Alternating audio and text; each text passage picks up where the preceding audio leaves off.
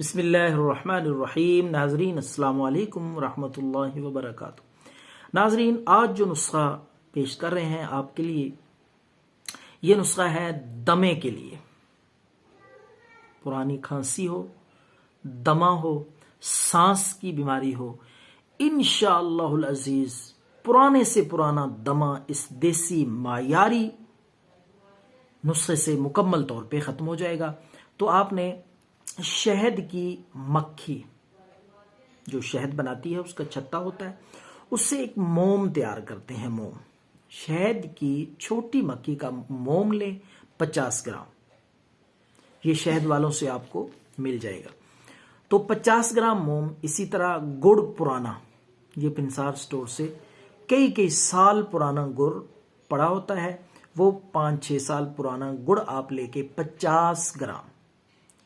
और लौंग 25 ग्राम लौंग। इसी तरीके से हींग भी आपने 25 ग्राम।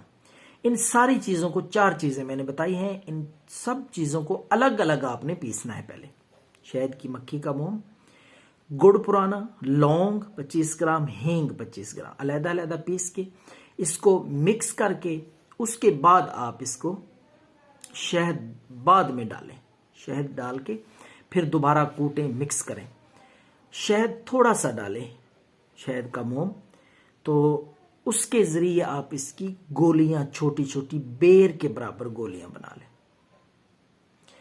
गोलियां बना के आप साए में, धूप में नहीं रखनी, साए में इसको छांव में रख के खुश्क कर लें।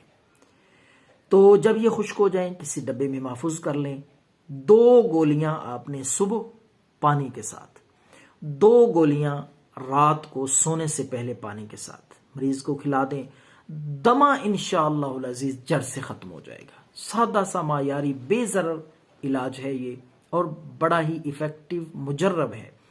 तो दमे के मरीजों के लिए ये बहुत कीमती तोहफा है। दुआओं में याद रखें। अल्लाह।